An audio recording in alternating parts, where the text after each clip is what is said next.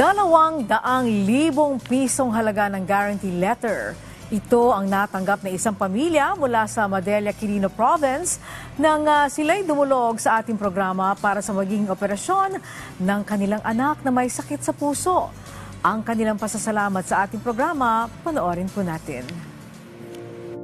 Maraming salamat po sa PTV Malasakit at Work dahil tinulungan niyo po kami lapit kay Senator Bongo upang makahingi po ng guarantee letter. Ito ang pasasalamat ni Lizelle Gomez sa ating programa at sa tanggapan ni Senator Bongo. Ang kanya kasing munting kahilingan para sa kanyang anak na kinakailangang maoperahan ating nabigyan ng katuparan. Dumulog sa ating programa si Lizelle para humingi ng tulong sa pantustos operasyon ni Jalen Clifford na may sakit sa puso. Ang halagang kanilang kinakailangan umabot sa mahigit 600,000 piso. Ayon kasi sa doktor na sumuri sa kanyang anak, walang ibang paraan para gumaling ang kanilang Jalen Clifford, kundi operasyon lamang. Sana po ay matulungan niyo kami para mapagaling at ranasan po ng aming anak ang normal na buhay ng isang bata.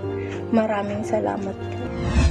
Nung araw na yon, minabuti na ng Malasakit at Work na idulog ang kanilang problema sa tanggapan ni Senator Bongo. Dito ay nakausap natin si Ms. Nika Arboleda na isa sa mga tauhan ng senador.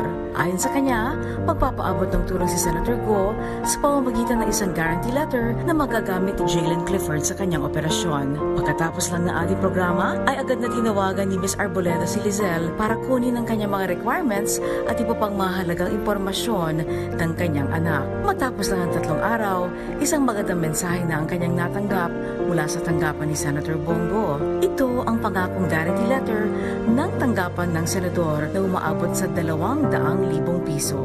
Malaking tulong po ito para sa aming anak. Maraming salamat po, Senator Bongo, sa ibinigay niyong tulong sa aming anak.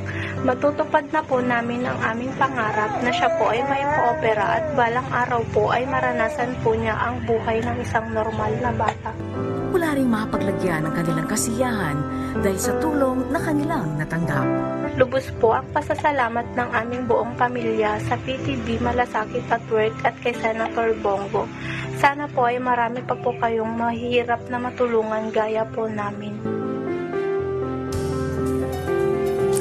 Sa mga nais pong dumulog sa ating programa, maaari po kayong magpadala ng inyong mensahe sa ating official Facebook page na PTV Malasakit at Work. Maaari kayong mag-message sa PTV Malasakit at Work @gmail.com at huwag niyo rin pong kalimutang i-like, i-follow at i-share ang aming page. Muli, ang tunay na malasakit ay laging at work.